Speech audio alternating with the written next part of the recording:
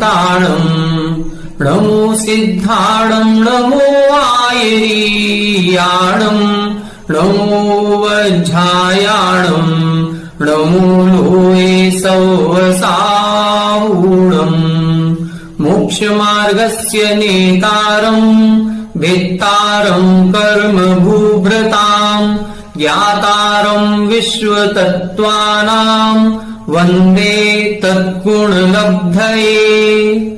1008 श्री मूलनायक आदिनाथ भगवान की जय। द्वासांग जिनवाणी माता की जय। आचार्य श्रेष्ठ आचार्य गुरुवर श्री 108 पूज्यपाद स्वामी महाराज की जय। आचार्य श्रेष्ठ आचार्य गुरुवर श्री 108 विद्यासागर जी महाराज की जय।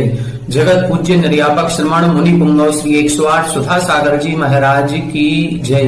समस्त मुनि पूज्यवर आचार्य पूज्यपाद स्वामी जी द्वारा विरचित इस सरवार सिद्धि ग्रंथराज की स्वाध्याय श्रृंखला में हम सभी प्रथम 5 अध्याय का स्वाध्याय कर चुके हैं। 12 वर्षीय पाठ्यक्रम के अंतर्गत 2 साल में इस ग्रंथ को पूर्ण रूप से रखा गया है, जिसमें 1 से 5 अध्याय अर्थात सरवार सिद्धि ग्रंथ का पूर्वार्ध 5वें वर्ष के अंतर्गत रखा गया है और इसका उत्तरार्ध 6वें से 10वें अध्याय तक का जो विषय है उसको 6वें वर्ष के अंतर्गत रखा गया है। अब 6वें वर्ष में 6वें अध्याय से लेकर के 10वें अध्याय तक का विषय रखा गया है। वास्तविकता में बहुत अच्छा विषय है जो जानने योग्य है। प्रारंभ के जो ये 5 अध्याय थे इसमें जीव तत्व का वर्णन हुआ और अजीव तत्व का वर्णन हुआ। अब जो हमारी संसार की यात्रा है, जब हमने प्रथम अध्याय पढ़ा था और प्रथम अध्याय में 7 तत्वों को रखने का प्रयोजन आचार्य महाराज ने बताया था कि 7 तत्वों को रखने का यही क्रम क्यों रखा गया। जीव अजीव के बाद आश्रव, बंध, संवर, निर्जरा और मोक्ष, ये क्रम क्यों रखा गया। तब उधर उन्होंने बताया था कि जो जीव है उस जीव की 2 ही अवस्था होती हैं, या तो संसारी अवस्था या मुक्त अवस्था। तो जो ये संसारी अवस्था है ये आश्रव बंध पूर्वक होती है और जो मोक्ष की यात्रा है वो संवर और निर्जरा पूर्वक होती है। अंत में इसको मोक्ष प्राप्त होता है, इसलिए सबसे अंत में मोक्ष तत्व को रखा गया। तो अभी तक जो हमने पूर्वार्ध में 5 अध्याय पढ़े हैं उसमें तो केवल हमने प्रकृति के रहस्य को समझा है कि जीव तत्व क्या है और अजीव तत्व क्या है। जीव तत्व में जीव कहां कहां पाया जाता है, नरकों में पाया जाता है, स्वर्गों में पाया जाता है, त्रियंच गति में, देव गति में, मनुष्य गति में इत्यादि रूपों में यह जीव पाया जाता है।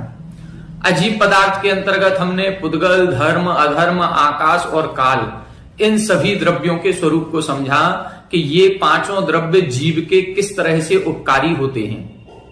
अब यहां से प्रारंभ होता है सही विषय, जिसको हम कहते हैं कि कई बार अपन मूवी देखते हैं तो प्रारंभ इंटरमिशन के पहले पहले तक तो केवल भूमिका चलती है, सही मूवी प्रारंभ होती है वो इंटरवल के बाद होती है। तो अब ये जो अपना ये प्रारंभ हुआ है ग्रंथ, ये अब वास्तविकता में क्लाइमेक्स पर अपन पहुंचे हैं, ये पढ़ने का विषय है। 6वें अध्याय से लेकर के 10वें अध्याय तक यहां पर आश्रव बंध की चर्चा होगी कि ऐसे कौन से परिणाम होते हैं जिनके कारण से हमें कर्मों का बंध होता है और हम इस संसार में रुके रहते हैं, दुखों को सहन करते रहते हैं। हमें मोक्ष क्यों नहीं होता? क्योंकि हमने संवर और निर्जरा के कारणभूत क्रियाओं को नहीं किया। तो ऐसी वो कौन सी क्रियाएं हैं जिनसे कर्मों का आना रुकता है और जो कर्म आ चुके हैं उनका झड़ना प्रारंभ हो जाता है। तो ऐसे संवर और निर्जरा के प्रकरण को भी हम इस वर्ष इन अध्यायों में समझेंगे। और सबसे बाद में मोक्ष तत्व क्या कहलाता है, मोक्ष की क्या विशेषताएं होती हैं, इनको हम 10वें अध्याय में समझने का प्रयास करेंगे। 6वां और 7वां अध्याय वास्तविकता में सबसे अद्भुत अध्याय है। 6ठे अध्याय को तो 6ठा अध्याय ही कहते हैं। जैसे हम किसी मार्केट में जब दुकान पर जाते हैं तो अपने मतलब की चीज को छांटते हैं। छांटने का मतलब जो सार युक्त बहुत ही महत्वपूर्ण वस्तु होती है उसको हम छांट लेते हैं, ग्रहण कर लेते हैं और जो अनुपयोगी होती है उसको दूर कर देते हैं। तो ये जो छठवां अध्याय है ये छठा हुआ अध्याय है, अर्थात इन 10 अध्यायों में सबसे ज्यादा महत्वपूर्ण है।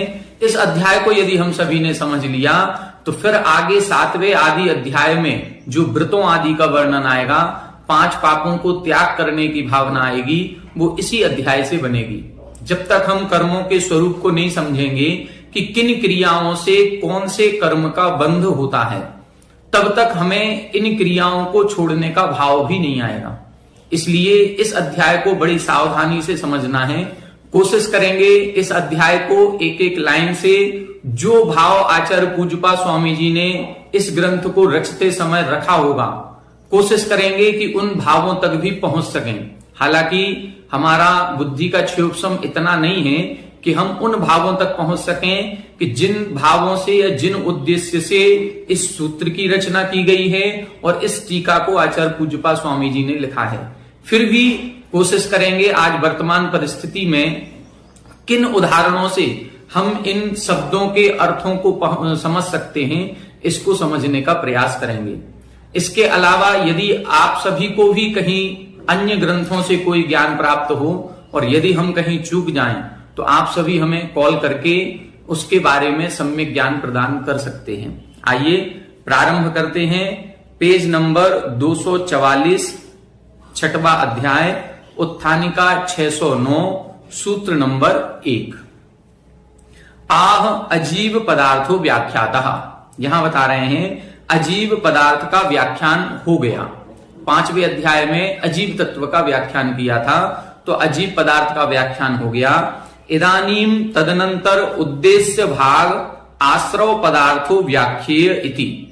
इदानीम यानी अब, तदनंतर उद्देश्य भाग मतलब उसके बाद, अजीव पदार्थ के बाद जो उद्देश्य प्राप्त है, जिसका क्रम प्राप्त है, ऐसे आश्रव पदार्थो व्याख्येय, ऐसे आश्रव पदार्थ का व्याख्यान करना चाहिए। इति ततः तत्प्रसिद्ध्यर्थम इदम उच्यते।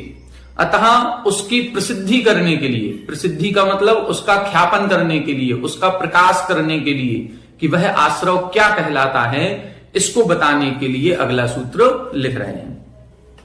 काय वांग मनः कर्म योगः।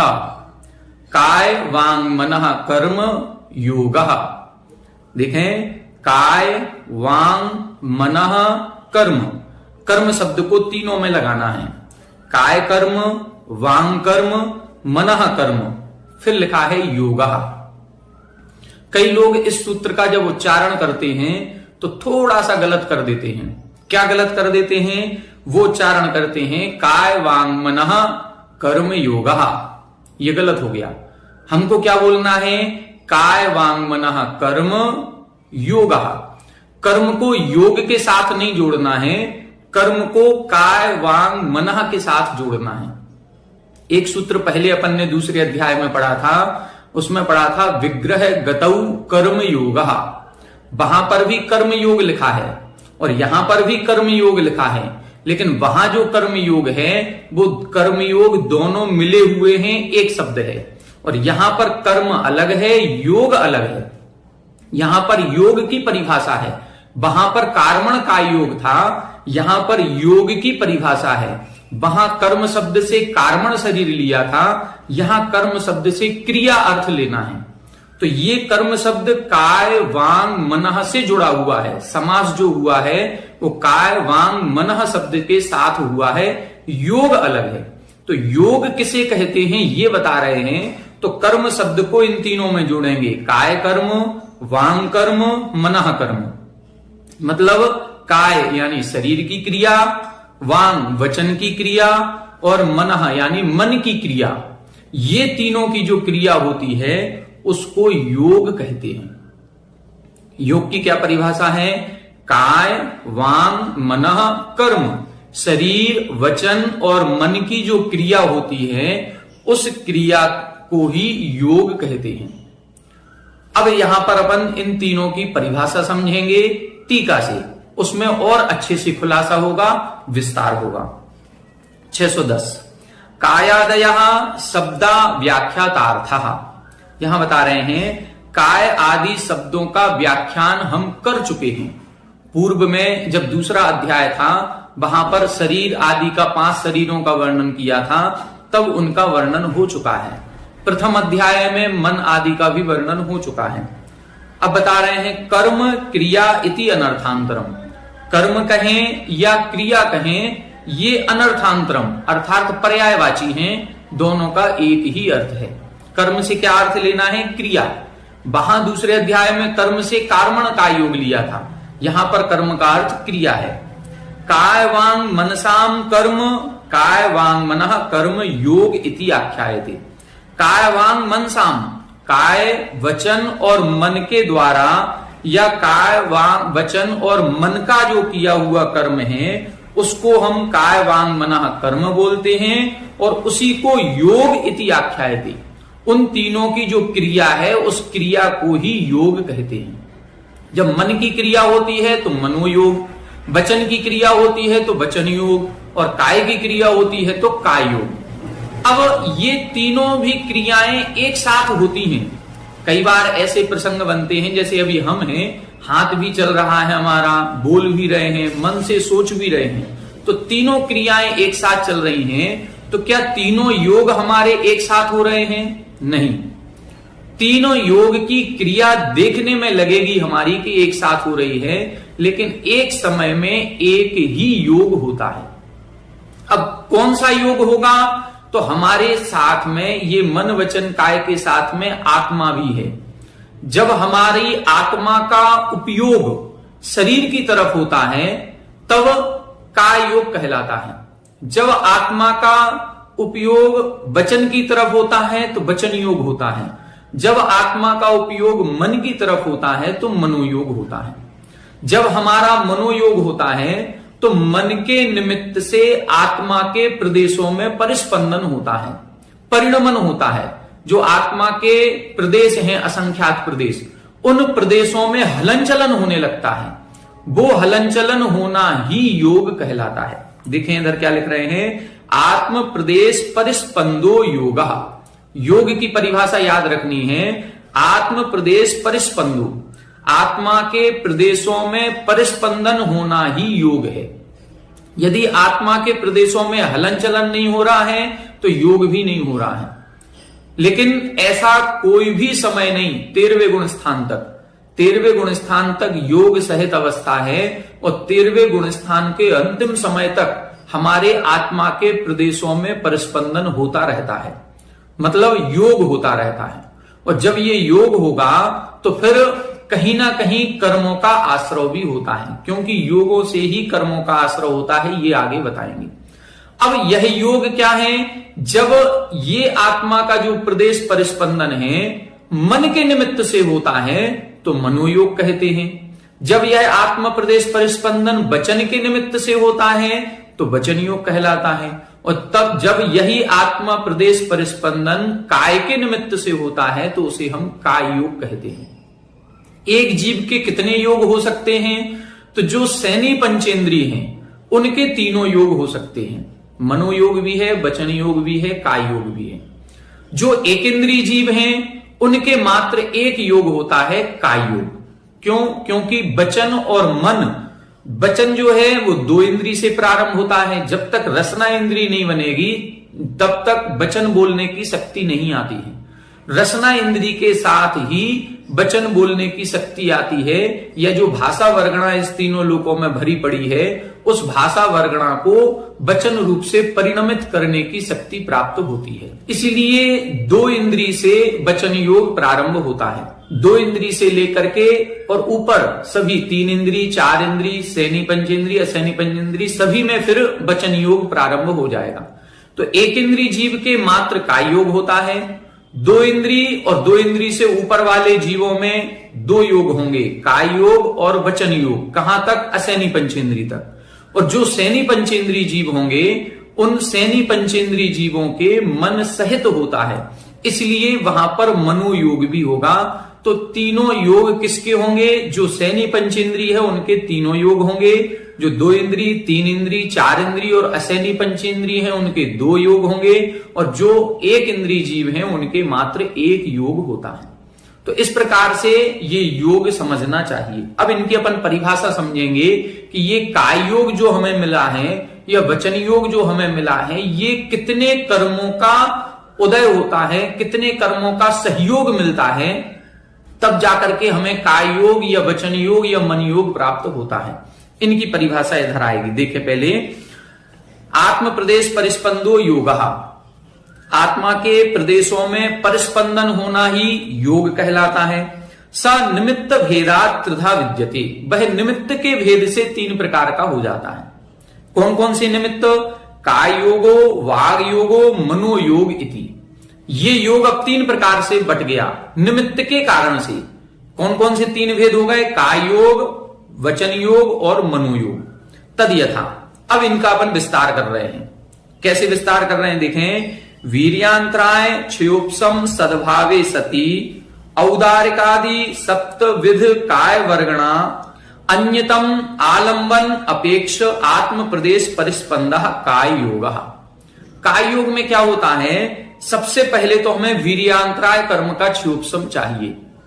कोई भी वस्तु हमें प्राप्त होगी, चाहे मनोयोग हो, चाहे वचन योग हो, चाहे काय योग हो, किसी भी प्रकार की सुविधा प्राप्त करने के लिए पहले वीर्यांतराय कर्म का क्षयोपसम तो अनिवार्य है। वीर्यांतराय का मतलब शक्ति। शक्ति तो प्रत्येक जीव को चाहिए। बोलने में भी शक्ति लगती है, काय में हलन चलन करने में भी शक्ति लगती है, मन से सोचने में भी शक्ति लगती है। तो वो शक्ति का क्षयोपसम चाहिए। और वीर्यांतराय कर्म का क्षयोपसम प्रत्येक जीव के होता है, चाहे वो निगोदिया हो, चाहे वो देव हो, नारकी हो, कोई भी जीव हो। ऐसा कोई जीव नहीं है जिसके वीर्यांतराय कर्म का कुछ ना कुछ क्षयोपसम ना हो। थोड़ा बहुत होगा, परसेंटेज में वो 2% हो, 5% हो, 1% हो, लेकिन होगा जरूर।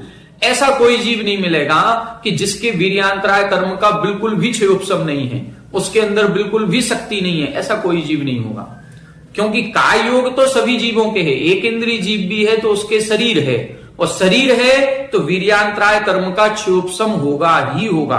तो वीर्यांतराय कर्म क्षयोपसम सद्भावे, इसका तो सद्भाव चाहिए।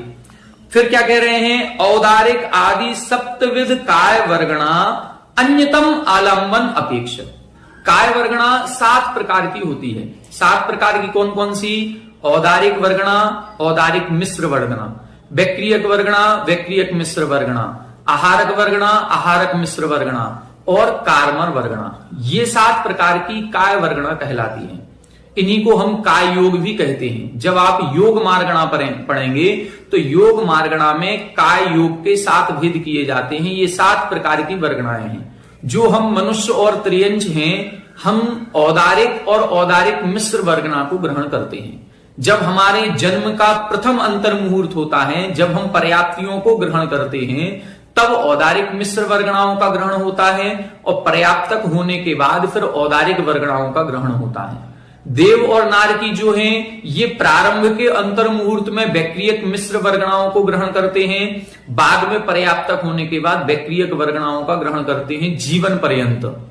जिस समय मुनिराज आहारक शरीर की रचना करते हैं, आहारक पुतला निकालते हैं, तो जब उस आहारक शरीर की रचना होती है तो प्रारंभ का अंतर मुहूर्त में आहारक मिश्र वर्गणा का ग्रहण होता है, बाद में आहारक वर्गणाओं का ग्रहण होता है।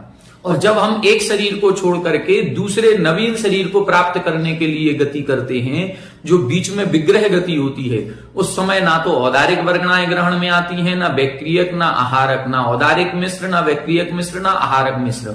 उस समय केवल एक काय वर्गणा प्रयोग में आती है, वो है कार्मण वर्गणा। इसीलिए लिखा विग्रह गतौ कर्म योगा।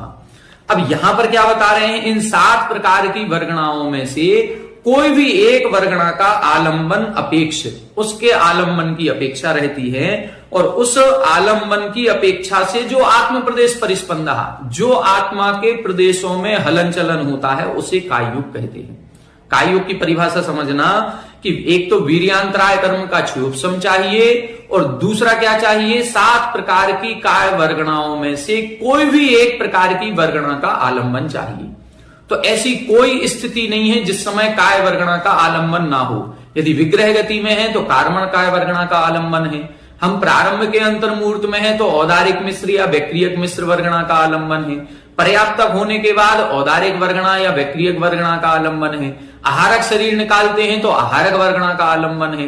तो कोई ना कोई एक वर्गणा का आलंबन जब होता है और उन वर्गणाओं का आलंबन होने से जो आत्म प्रदेश परिस्पंदन होता है उसे काययोग कहते हैं। वचन योग में क्या होता है? शरीर नाम कर्म उदय आपादित वाग वर्गणा आलंबने सती वीर्यांतराय मति अक्षरादि आवरण क्षयोपम आपादित अभ्यंतर वाग लब्धि सानिध्ये वाग परिणाम अभिमुखस्य आत्मनः प्रदेश परिस्पंदो वाग योगः। वचन योग कब बनता है? सबसे पहले क्या लिखा? शरीर नाम कर्म उदय आपादित। पहले तो शरीर नाम कर्म का उदय चाहिए, शरीर नाम कर्म का उदय हो, साथ में दो इंद्री जाति नाम कर्म का उदय हो, दो इंद्रियों का क्षयोपम हो, स्पर्शन और रसना इंद्री का क्षयोपम होगा, तब जाकर के फिर क्या लिखा? वाग वर्गणा आलंबने सती, वचन वर्गणा का आलंबन लेना है। वहां काय योग की बात थी इसलिए काय वर्गणा का आलंबन लिया, यहां पर वचन योग की बात है इसलिए वचन वर्गणा का आलंबन लेंगे। वचन वर्गणा यानी भाषा वर्गणा, भाषा वर्गणा का आलंबन लेंगे। भाषा वर्गणा तीनों लोकों में भरी पड़ी है, उस भाषा वर्गणा को वचन रूप से परिणत करने की शक्ति हमारे पास आ जाती है। हमारे ऐसे अंगोपांगों की रचना हो जाती है शरीर नाम कर्म के उदय से, और अंगोपांग नाम कर्म के उदय से ऐसे जैसे दांत बन गए, जीभ बनी है, कंठ बना है, मूर्धा है, तालु है, ये जो उपांग बनते हैं ये हमारे शरीर नाम कर्म के और अंगोपांग नाम कर्म के उदय से बनी। और इनसे जब जीव हमारे सही स्थान पर टकराती है तो जो ध्वनि उत्पन्न होती है, बस वो ध्वनि क्या है? उस टकराने से जो वचन वर्गणा भाषा वर्गणा यहां थी, उस भाषा वर्गणा को हमने वचन रूप से परिवर्तित कर दिया। तो ये शक्ति हमको मिलती है। तो वीर्यांतराय कर्म का क्षयोपम भी चाहिए पड़ेगा, शरीर नाम कर्म का उदय चाहिए पड़ेगा, इसके साथ साथ क्या है? वचन वर्गणा का आलंबन हो। फिर क्या लिखा? वीर्यांतराय मति अक्षरादि आवरण क्षयोपम, वीर्यांतराय कर्म का क्षयोपम और साथ में मति अक्षरादि, मति ज्ञान का क्षयोपम तो पहले एक इंद्रिय जीव के भी है लेकिन उसके अक्षर रूप से नहीं है। अब इधर पर मति अक्षरादि जो अक्षर रूप से परिणमन कर सके, उस भाषा वर्गणा को शब्द रूप से परिणमित कर सके, ऐसी शक्ति उसके चाहिए। तो ऐसा ज्ञानावरण का क्षयोपम भी चाहिए।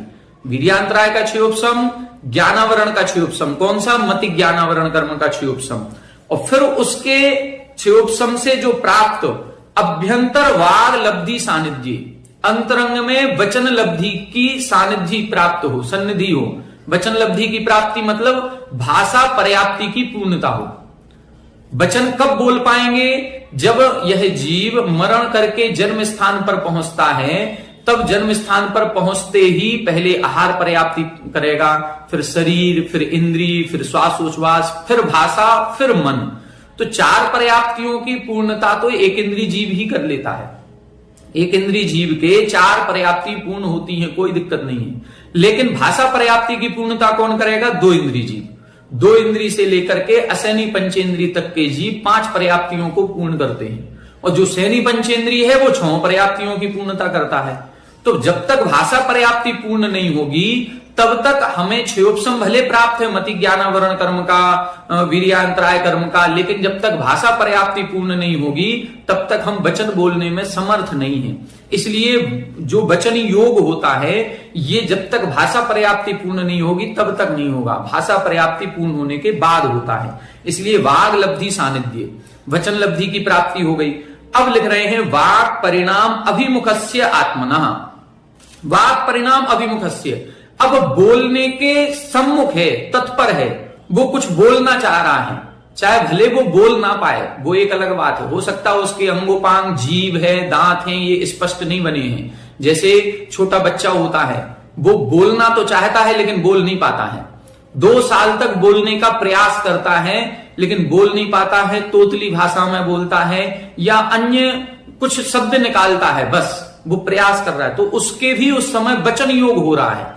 यदि हम मौन लिए हैं और मौन लेकर के भी हूं कर रहे हैं तो भी हमारा उस समय वचन योग है।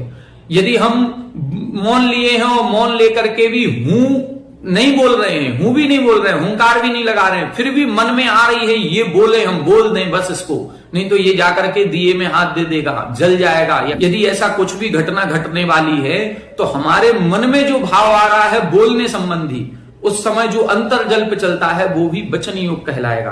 तो उस समय जो प्रदेश परिस्पंदो, जो आत्मा के प्रदेशों में परिस्पंदन होता है वो वाग योग, उसे हम वचन योग कहते हैं।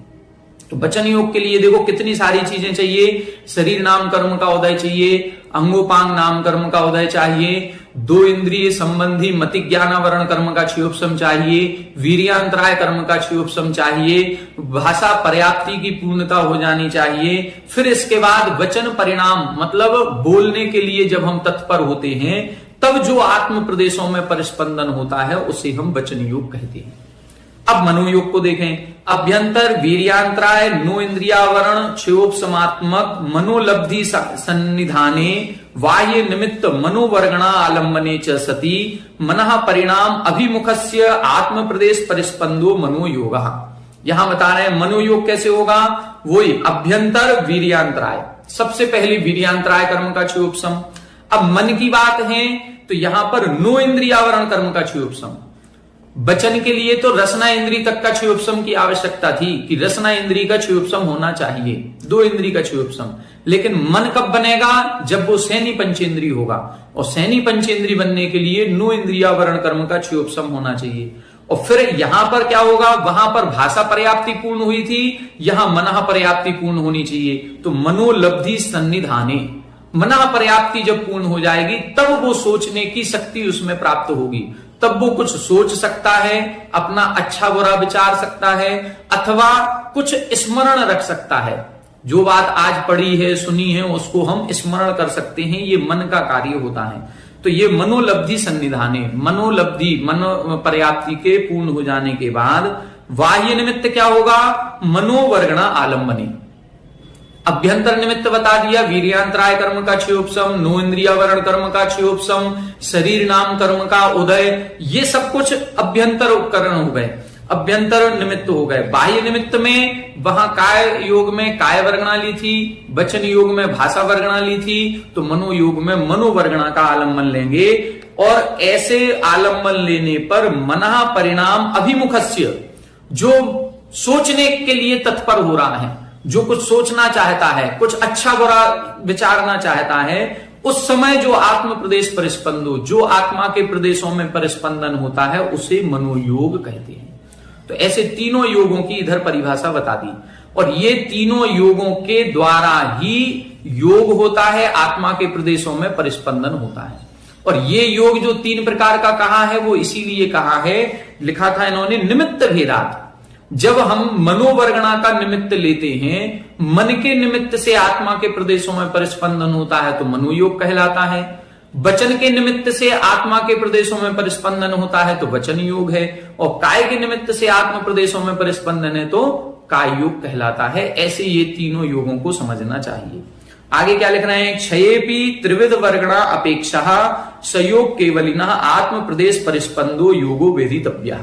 क्षयेपि, क्षय हो जाने पर भी, देखो अब क्या विशेषता बता रहे हैं कि यहां तीनों भी परिभाषाओं में वीर्यांतराय कर्म का क्षयोपशम लिखा, या मति ज्ञानावरण कर्म का क्षयोपशम लिखा, या नो इंद्रियावरण कर्म का क्षयोपशम लिखा। और ये जो क्षयोपशम भाव है ये 12वें गुण स्थान तक होता है। 12वें गुण स्थान के ऊपर क्षयोपशम होता ही नहीं कर्मों का, क्योंकि ज्ञानावरण कर्म नष्ट हो गया, अंतराय कर्म नष्ट हो गया। जब ज्ञानावरण अंतराय कर्म नष्ट हो गया तो वीर्यांतराय का क्षयोपशम कैसे मिलेगा, फिर मति ज्ञानावरण कर्म का क्षयोपशम कैसे होगा। तो फिर जब ये क्षयोपशम नहीं होगा तो 13वें गुण स्थान में आपने संयोग केवली लिखा है, वहां पर भी योग लिखा है, फिर वो योग किस कारण से होगा। योग की परिभाषा में लिखा आपने कि क्षयोपशम होना चाहिए, और संयोग केवली के योग है लेकिन क्षयोपशम नहीं है, तो वहां कैसे परिभाषा बनेगी। तब लिख रहे हैं क्षयेपि, इन कर्मों का क्षय हो जाने पर भी त्रिविध वर्गणा अपेक्षा, तीनों प्रकार की वर्गणाओं का आलम्बन ले रहे हैं। और तीनों प्रकार की वर्गणाओं का आलम्बन लेने के कारण से संयोग केवलिनः, संयोग केवली के भी आत्म प्रदेश परिस्पंदा, जो आत्मा के प्रदेशों में परिस्पंदन होता है उसे योग जानना चाहिए। मतलब 13वें गुण स्थान में संयोग केवली के भी भले क्षयोपशम नहीं है, कर्मों का क्षय हो गया, लेकिन फिर भी अभी तीनों प्रकार की वर्गणाओं का आलम्बन होता है। और जो वो आलंबन होता है उन आलंबन से आत्मा के प्रदेशों में परिस्पंदन होता है और उस परिस्पंदन से योग होता है, और जहां तक योग होगा वहां तक कर्मों का आश्रय होगा आपका है। इसी बात को आगे के सूत्र में बता रहे हैं, देखें 611 नंबर, आह अभ्युपेमः आहित त्रैविध्य क्रिया योग इति। अभ्युपेमः ये तो आपने बता दिया और हम जान गए कि तीनों प्रकार की जो क्रिया है वो योग कहलाती है, लेकिन प्रकृत इदानीम निर्दिश्यताम किम लक्षण आश्रव इति उच्यते। आपने जो भूमिका बनाई थी उसमें तो ये कहा था कि अजीब पदार्थ का व्याख्यान हो गया, अब आश्रव पदार्थ का व्याख्यान होना चाहिए, तो आपको आश्रव की परिभाषा बतानी चाहिए और आप योग की परिभाषा बता रहे हो, तो आप तो ये गलत कर रहे हो। योग क्या है ये तो हम समझ गए, लेकिन प्रकृत इदानीम निर्दिश्यताम किम लक्षण आश्रव इति उच्यते, जो प्रकरण चल रहा है आश्रव का, पहले आप आश्रव की परिभाषा बताओ कि आश्रव किसे कहते हैं।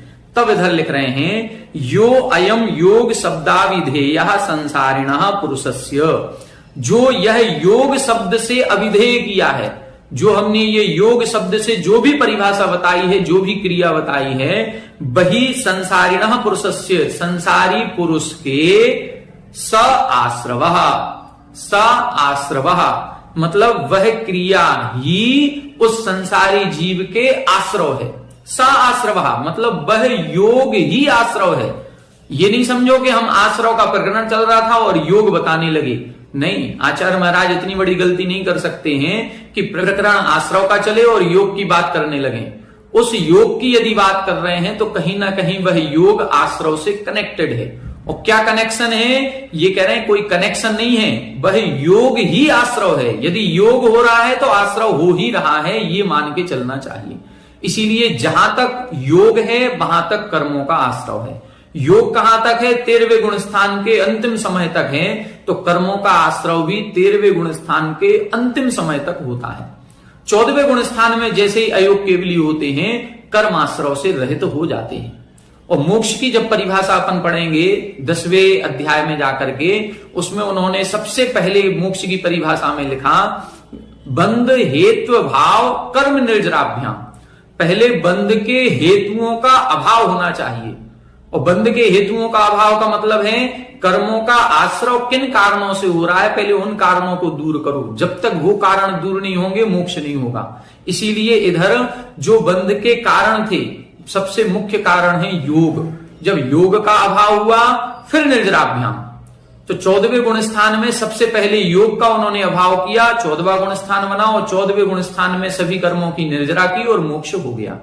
तो इधर योग ही आश्रव है। 612 नंबर देखें, यथा सरस सलिल आवाहि द्वारम तदा आश्रव कारणत्वात् आश्रव इति आख्यायते, तथा योग प्रणालिकया आत्मनः कर्म आश्रवति इति योग आश्रव इति व्यपदेशम अर्हति। यहां बता रहे हैं उदाहरण से कि जैसे सरह यानी तालाब में या कुएं में, सलिल आवाही द्वारम, सलिल यानी पानी के आने के द्वार होते हैं। कोई तालाब जब गहराई में खोद दिया जाता है या कुएं की गहराई जब पहुंचती है तो 40-50 फीट के बाद उसमें पानी झिरने लगता है, कुछ रास्ता पानी को मिल जाता है और उस झिर के कारण से पानी उसमें आने लगता है। बस जैसे ही उस कुएं में या तालाब में पानी के आने के द्वार से पानी आता है, उसी प्रकार से वहां पर भी उस पानी के आने को आश्रव कहते हैं। उसी प्रकार से यहां पर भी योग प्रणाली का, योग रूपी नाली के द्वारा या योग रूपी झिर के द्वारा, जैसे उस झिर से पानी आ रहा है, इसी तरह से योग रूपी झिर से कर्म आते हैं। इसीलिए योग को ही आश्रव कहते हैं। क्या लिखा? तथा योग प्रणाली कया, उसी प्रकार योग रूपी नाली के द्वारा आत्मनः कर्म आश्रवती, आत्मा में कर्म आते हैं, अतः योग आश्रव इति व्यपदेशम अर्हति, इसलिए योग को ही आश्रव कहा जाता है। मतलब यदि मन वचन काय की प्रवृत्ति हो रही है तो कर्मों का आश्रव हो रहा है। अब एक भी समय ऐसा हम सभी का नहीं है जिस समय कोई प्रवृत्ति नहीं हो रही हो सकता है सामायिक आदि के काल में हम काय को स्थिर करके बैठ जाएं, वचन से भी कुछ ना बोलें, तो वचन योग भी नहीं है, काय योग भी नहीं है, लेकिन फिर भी मनोयोग तो हो ही रहा है। तो कहीं ना कहीं कोई ना कोई योग होता रहता है। ऐसा कोई भी समय नहीं है जिस समय योग ना हो रहा हो, और यदि योग नहीं हो रहा है तो फिर आश्रव भी नहीं हो रहा हो। ऐसा कोई समय नहीं, योग होगा तो आश्रव होगा ही होगा, अर्थात प्रति समय कर्मों का आश्रव निरंतर होता ही रहता है। अब ये आश्रव कितने प्रकार का होता है, इसको अपन आगे आने वाली कक्षाओं में समझेंगे। आज की कक्षा में अपन ने योग के बारे में समझा और योग ही आश्रव है इसको समझा। अब आगे आने वाली कक्षा में इस आश्रव पर और विशेष चर्चा करेंगे। आप सभी हमारे साथ बने रहें। सभी को जय श्री राम।